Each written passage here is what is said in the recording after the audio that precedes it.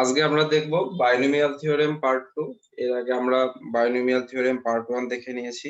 সেখানে আমরা একটা ফর্মুলা দেখেছিলাম a plus x whole to the power n।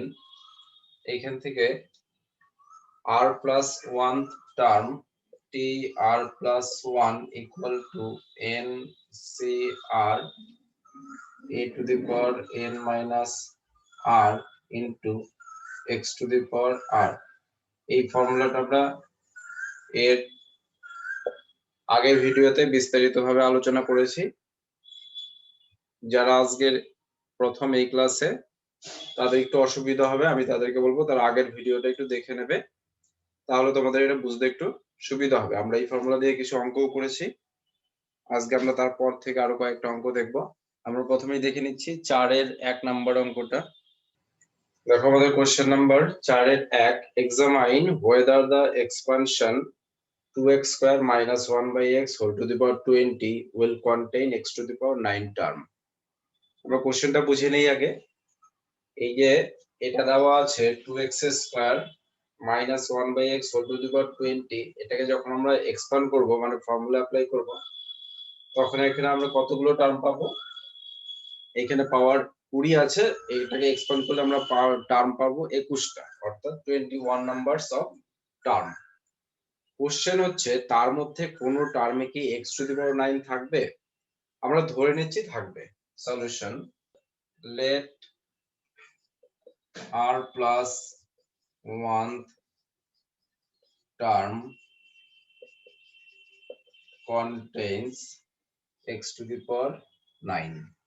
আমরা ধরে নিলাম x টু দি পাওয়ার 9 টা থাকবে এবং কত নাম্বার টার্মে থাকবে?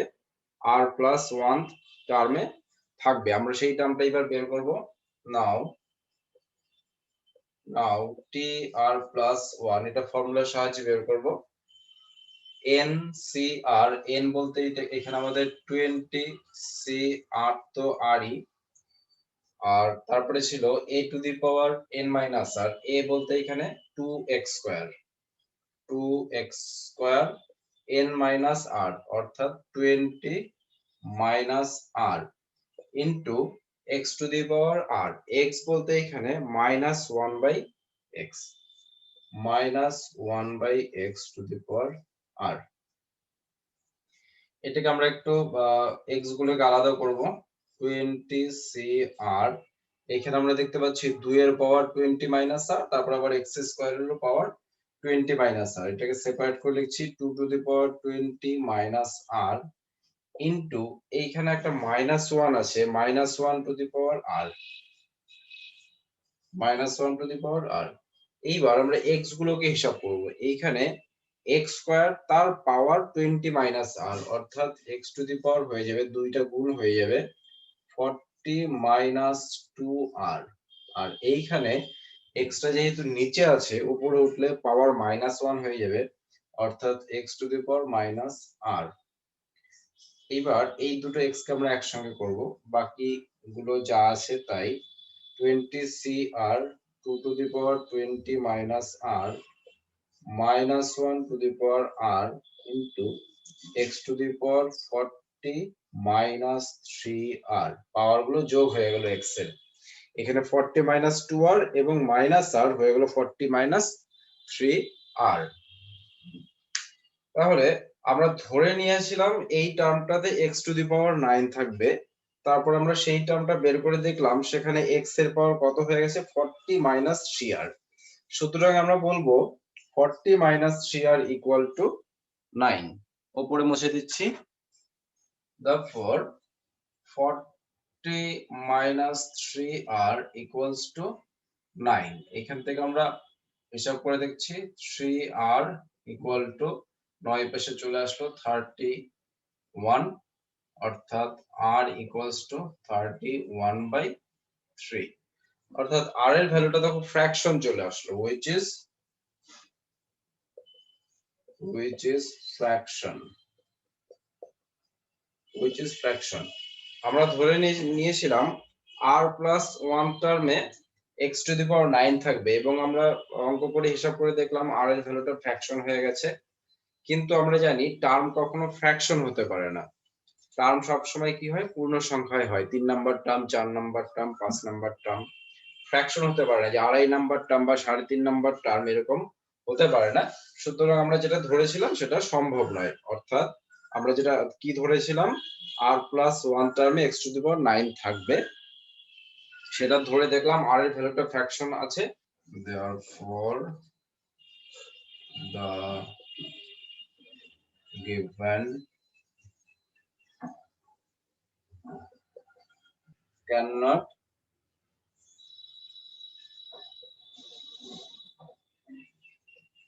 contain x⁴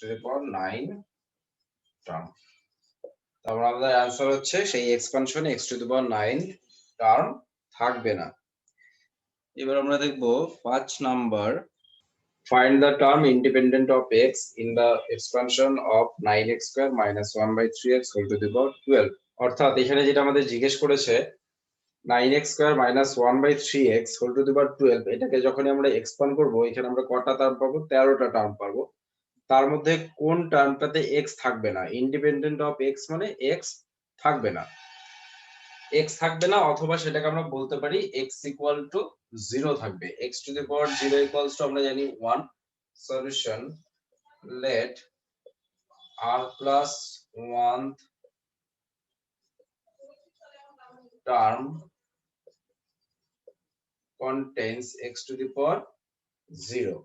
আমরা ধরে নিলাম r+1 টার্মে x⁴ থাকবে। x⁴ থাকবে মানেই x থাকবে না, অর্থাৎ ইন্ডিপেন্ডেন্ট অফ x। এবার আমরা সেই টার্মটা বের করব।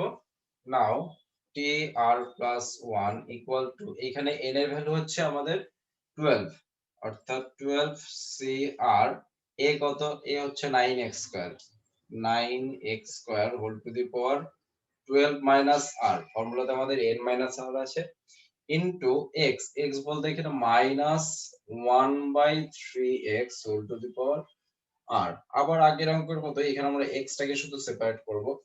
12cr 9 to the power 12 - r, আর এখানে একটা -1/3 আছে, -1/3 টু দি পাওয়ার r। এবার এইখানে দেখো x² তার পাওয়ার হচ্ছে 12 - r, অর্থাৎ এখানে হয়ে যাবে x টু দি পাওয়ার 2 দিয়ে গুণ হয়ে যাবে 24 - 2r, আর এইখানে আমরা পাচ্ছি x to the power -r। x গুলোকে একসঙ্গে করব। 12cr 9 to the power 12 - r into -1/3 r to x to the power দুটো যোগ হয়ে যাবে, অর্থাৎ 24 - 3r। এইবার আমরা ধরে নিয়েছিলাম এই টার্মটাতে x টু দি পাওয়ার 0 থাকবে, কিন্তু আমরা ওই টার্মটা বের করে দেখলাম x টু দি পাওয়ার কত হয়ে গেছে এখানে 24 - 3r, অর্থাৎ আমরা বলতে পারি 0 = 24 - 3r। উপরে মুছে দিচ্ছি। therefore 24 - 3r equals to কত? 0, or 3r = 24, or r = 24/3 equals to 8। r এর ভ্যালু আমরা পেয়ে গেলাম 8। therefore 9th term is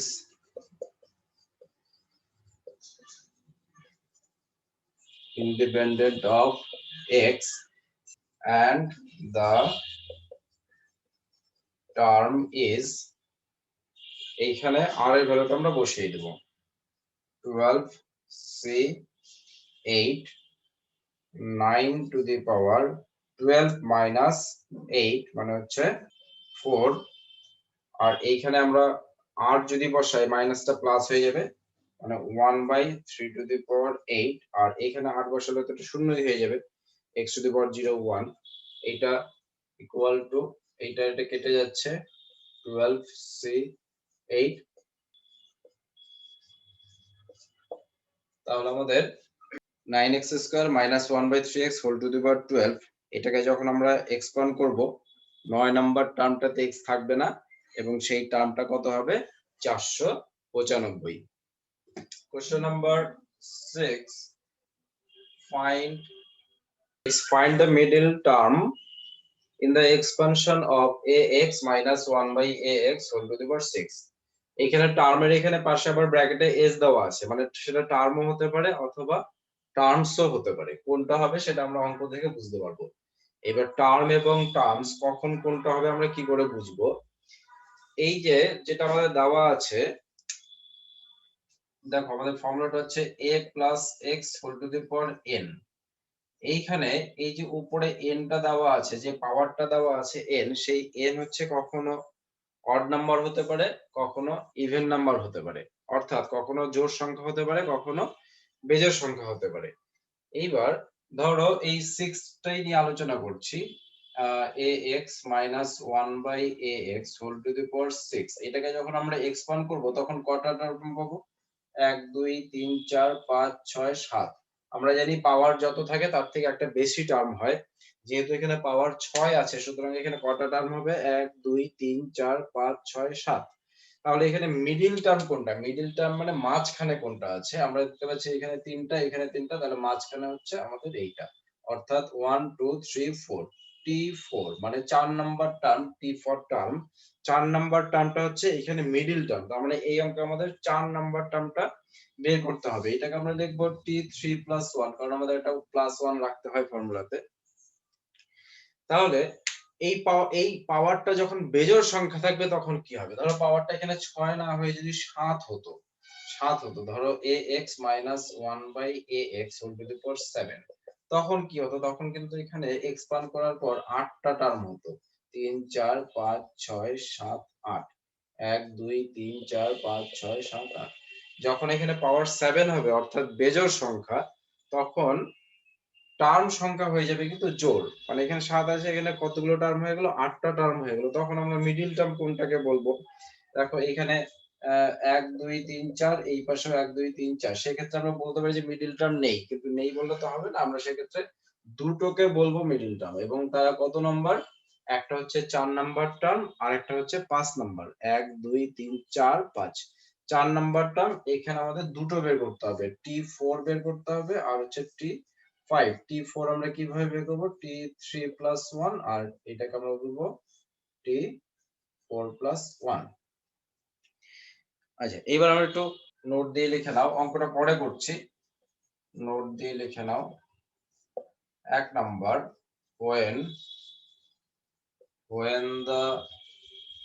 when the power n is even number when the power n is even number then there is only one middle term and the term is t n by 2 plus 1 equal to n c n by 2 a to the power n minus n by 2 x to the power n by 2 দুই নম্বরে দেখব when the power n is odd number then there are two middle terms যখন n আমাদের odd number হবে তখন আমাদের কটা middle terms থাকবে দুটো থাকবে এবং তারা হলো t n plus 1 by 2 plus 1 and t n minus 1 by 2 plus 1 এখানে আমরা বসিয়ে দিলেই এটা মাইনাসটা আগে করো তাহলে ভালো হবে কারণ কমটা আগে বেশিটা পরে করো এটা মাইনাস এটা plus number 2 when the power n is odd number then there are two middle terms and these are tn minus 1 by 2 plus 1 and tn plus 1 by 2 plus 1 এবার একটা এক্সাম্পল নিয়ে নাও ধরো আমাদের n এর ভ্যালু কত 7, তখন আমরা দেখেছিলাম 4 নাম্বার এবং 5 নাম্বারটা মিডল টার্ম হয়। তাহলে এখানে n এর ভ্যালু 7 বসিয়ে দেখো, t 7 - 1/2 অর্থাৎ কত হয়ে যাবে, t 7 - 1/2 + 1, আর আরেকটা কত হবে, t 7 + 1/2 + 1। তার মানে এইটা আমাদের কত হচ্ছে, এটা হচ্ছে 7 বিয়োগ 1 মানে 6, 6/2 3 + 1, 3 + 1, আর এটা কত হচ্ছে t 7 + 1 8, 8/2 মানে 4, 4 + 1, 4 + 1 অর্থাৎ t4 এবং t5 এই দুটো হচ্ছে মিডল টার্ম যখন n হচ্ছে 7। তার মানে আমরা দেখলাম n জোড় সংখ্যা হলে একটা মিডল টার্ম হবে, আর n বেজোড় সংখ্যা হলে দুটো মিডল টার্ম হবে। সলিউশন, এখানে আমাদের দেওয়া আছে ax - 1/ax whole to the power 6। এখান থেকে আমাদের মিডল টার্ম বের করতে হবে। আমরা দেখতে পাচ্ছি here n = 6 which is even number, সুতরাং এখানে একটাই মিডল টার্ম থাকবে, therefore there is only one middle term, and this is t n/2 + 1 মানে 3 + 1 equals to, এবার t3 + 1 আমরা এই ফর্মুলা থেকে বের করে দেব, ncr মানে 6c3 a to the power a বলতে এখানে ax whole to the power n - r মানে হচ্ছে 6 - 3 = 3 into -1/ax whole to the power cube equal to 6c3, এখানে আমরা দেখতে পাচ্ছি ax কিউব আর ইনটু মাইনাসের কিউব মাইনাসই হয়, এখানে ax কিউব অর্থাৎ এটা কেটে গেল, আমাদের পড়ে রইলো -6c3 ইকুয়াল অর্থাৎ -20। তাহলে আমাদের এই যে ax - 1/ax whole to the power 6 এটাকে এক্সপান্ড করলে আমরা 7টা টার্ম পাবো, তার মধ্যে মিডল টার্ম অর্থাৎ 4 নাম্বার টার্মটা আমাদের কত হবে, -20।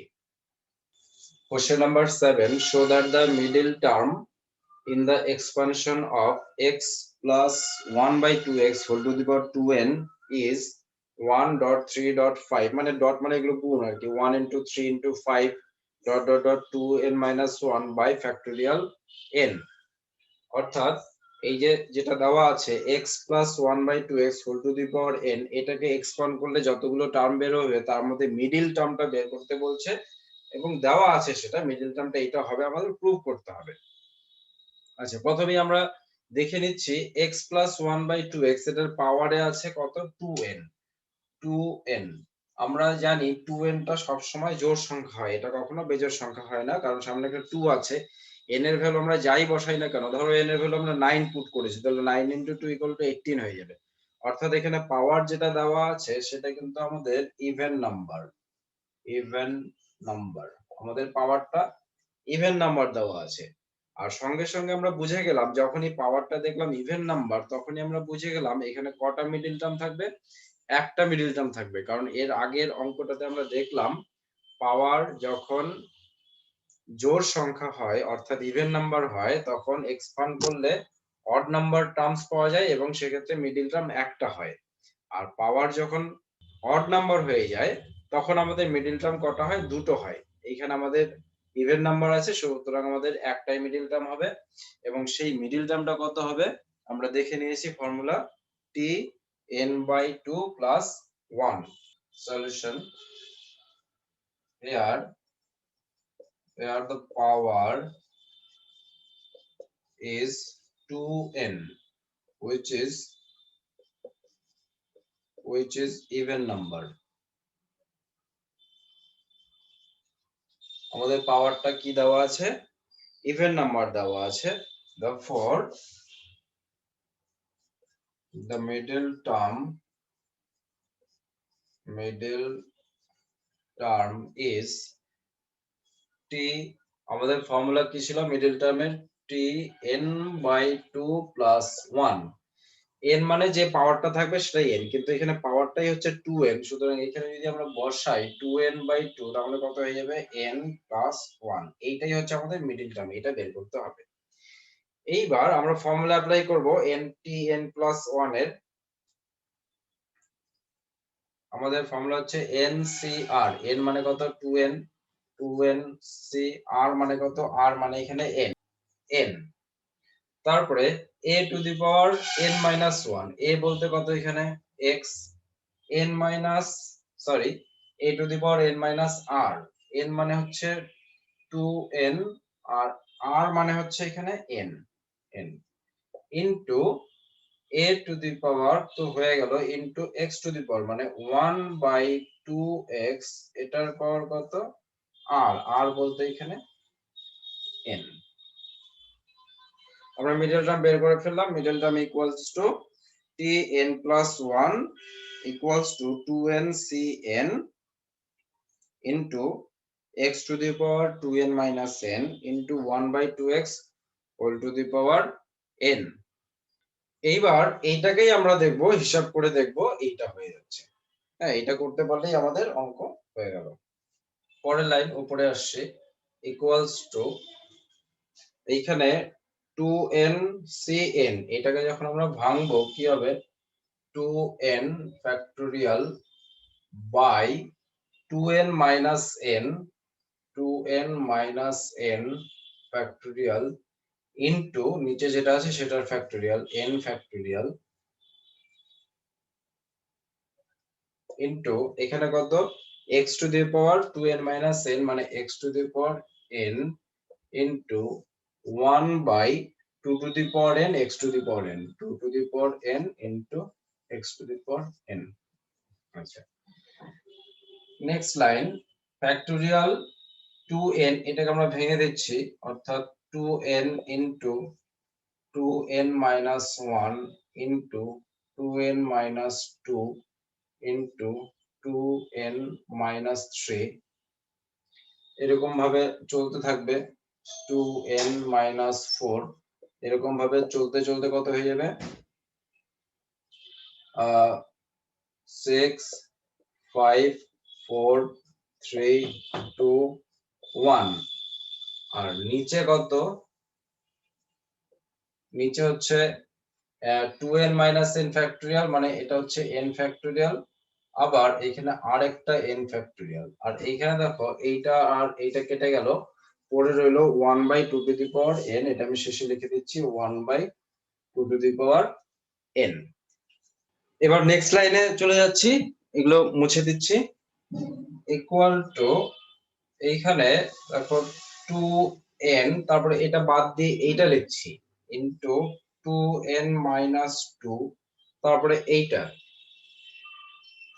2n মাইনাস 4, মানে যেগুলোর সঙ্গে জোড় সংখ্যা আছে সেগুলো আমি একসঙ্গে করছি, 2n তারপরে এইটা তারপরে এইটা, তারপরে মাঝখানে আরো অনেকগুলো থাকবে ডট ডট ডট করে, এখানে 6 4 2 dot dot dot dot 6 into 4 into 2, এগুলোকে একটু সেপারেট করছি।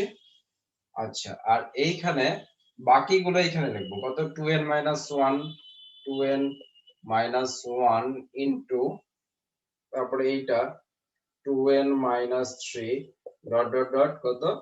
5 3 1, 5 3 1। আর এইখানে নিচে যা আছে তাই, factorial n into factorial n, আর এইখানে 1 by 2 to the power n। আচ্ছা, আরেকটা জিনিস আমরা একটা এক্সাম্পল দিয়ে বুঝে নেই। ধরো এই ফ্যাক্টোরিয়াল 10, ফ্যাক্টোরিয়াল 10 কে যখন আমরা ভেঙে দেব কত হবে? 10 ইনটু 9 ইনটু 8 ইনটু 7 6 5 4 3 2 1। এটা ফ্যাক্টোরিয়াল 10 কে ভাঙলে এরকম হয়, 10 থেকে 1 পর্যন্ত। তাহলে ফ্যাক্টোরিয়াল যখন 10 কে আমি ভেঙে দিলাম, এখানে কতগুলো সংখ্যা পেলাম? 10টা সংখ্যাই পেলাম। এখান থেকে 1 2 3 4 5 6 7 8 9 10 10টা সংখ্যা পেলাম। আর এইখান থেকে যদি আমি জোড় সংখ্যাগুলোকে যদি আলাদা করে দেই তাহলে কত হবে? 10 ইনটু 8 ইনটু 6 ইনটু 4 ইনটু 2, এইগুলোকে ধরো আমি একটু আলাদা লিখলাম। আর বেজোড় গুলোকে 9 ইনটু 7 ইনটু 5 ইনটু 3 ইনটু 1। তাহলে আমরা দেখতে পাচ্ছি এইখানে 5টা চলে আসছে, 1 2 3 4 5, এখানেও 1 2 3 4 5।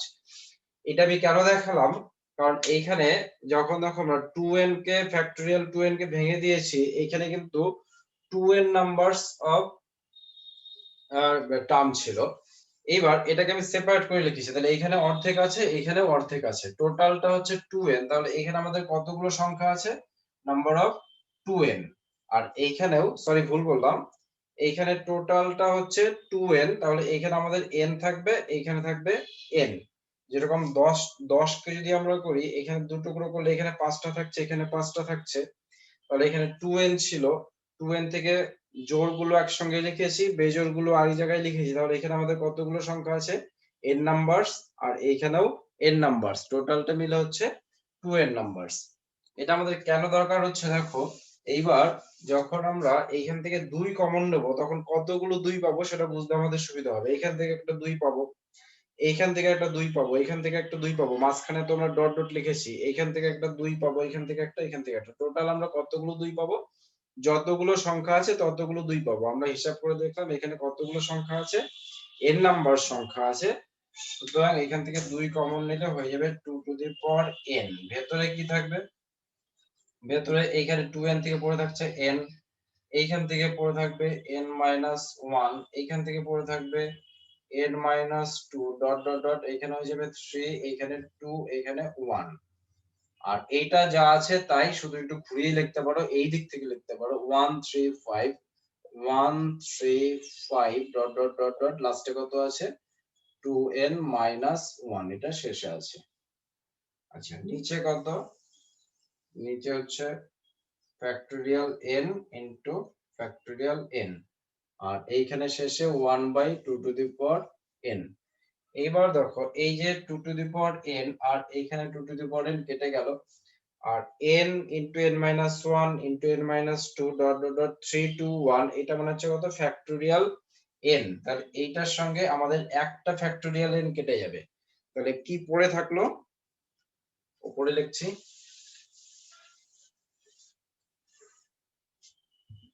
পড়ে থাকলো আমাদের এটা 135 dot dot dot dot 2n minus 1 by factorial n, একটা ফ্যাক্টোরিয়াল n থাকলো।